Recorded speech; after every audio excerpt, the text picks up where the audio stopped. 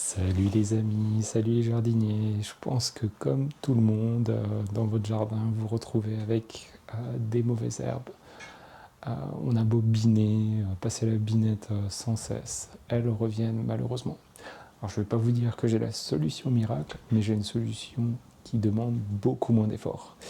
Et alors aujourd'hui, je vais vous montrer quels produits vous pouvez utiliser. C'est des produits que vous avez à la maison. Donc voilà, je vais vous montrer tout ça.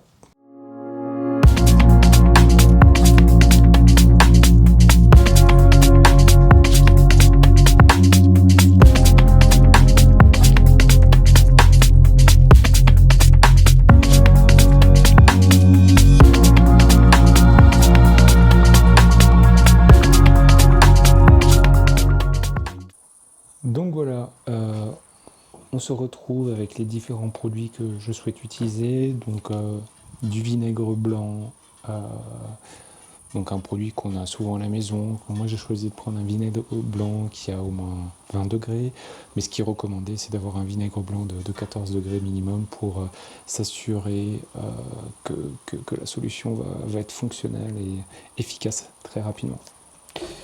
Il est aussi recommandé de mettre un petit peu de sel, donc ici on parle de quelques cuillères à café de sel ou 2-3 cuillères à soupe, hein, c'est pas très grave. Du produit vaisselle, produit vaisselle qui permettra en y ajoutant 2-3 cuillères à café ou à soupe de s'assurer que la solution accroche quelque temps sur la surface que vous allez justement l'appliquer. Donc ça permet de s'assurer que la solution reste pérenne et que après la première pluie, on n'ait pas déjà la solution qui disparaisse. Et enfin, de l'eau, parce que il faut mélanger effectivement la solution avec de l'eau. Donc voilà, je vais le faire devant vos yeux, comme ça vous voyez un petit peu comment ça se passe, et puis il n'y a rien de très très compliqué. Donc voilà, je vais utiliser mon épandeur Gardena, hein, parce que ça c'est aussi quelque chose dont vous avez besoin, d'avoir pas un épandeur mais un pulvérisateur actuellement. Mais voilà, ça peut être un pulvérisateur que vous avez tout simplement à la maison aussi, hein, ça fera très très bien l'affaire. Donc voilà, je prends mon vinaigre. Donc moi j'ai décidé de faire un ratio de 1 litre de vinaigre avec 3 litres d'eau. Donc voilà. Donc dans un premier temps, on met le vinaigre.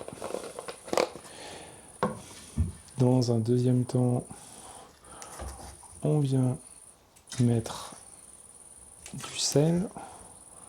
Alors, pas trop non plus, mais il faut en mettre, hein, très clairement. J'ai pas pris de cuillère, mais on va mettre l'équivalent de 3 cuillères à soupe. Donc là, ça devrait être pas mal. Et enfin, juste pour s'assurer, on est un peu plus de 1 litre. Enfin, on vient verser de l'eau. Donc moi j'ai décidé de mettre 2 litres d'eau dans ma solution.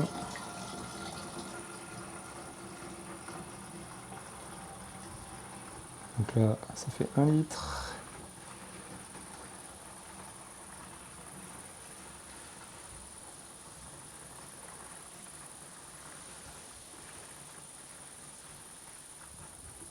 Et on est à un poil plus que 2 litres. Donc voilà, ma solution elle est prête.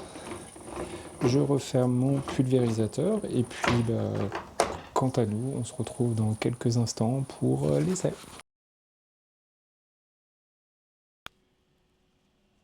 On se retrouve donc quelques jours plus tard avec mon pulvérisateur dans lequel se trouve ma solution. Donc là, vous me voyez pomper le pulvérisateur pour faire venir la solution que j'ai mis dedans. Donc voilà, moi ce que je vous conseille, c'est vraiment d'essayer de l'appliquer sur les zones que vous souhaitez traiter. Donc là où vous avez des mauvaises herbes, hein, comme on peut le voir sur ce que je suis en train de vous partager. Si vous avez des herbes, des mauvaises herbes qui sont déjà assez grandes, c'est pas impossible que vous deviez de nouveau pulvériser quelques heures ou quelques jours plus tard. Mais dans tous les cas, c'est un produit qui est efficace. Pensez aussi peut-être à regarder le ratio de votre solution en fonction du degré de vinaigre, parce que ça peut beaucoup influencer. Enfin, un point important, pulvériser quand vous avez un temps ensoleillé, ça aide fortement à tuer très rapidement les mauvaises herbes. Et puis, en général, ouais, après quelques heures, vous avez les résultats. Donc les résultats, vous allez les avoir dans les photos que je vais partager tout juste après cette petite vidéo. Enfin, si j'espère que ce contenu vous a plu, pensez à faire un petit like, à vous abonner, et puis nous, dans tous les cas, on se retrouve très bientôt dans une nouvelle vidéo. Salut les amis!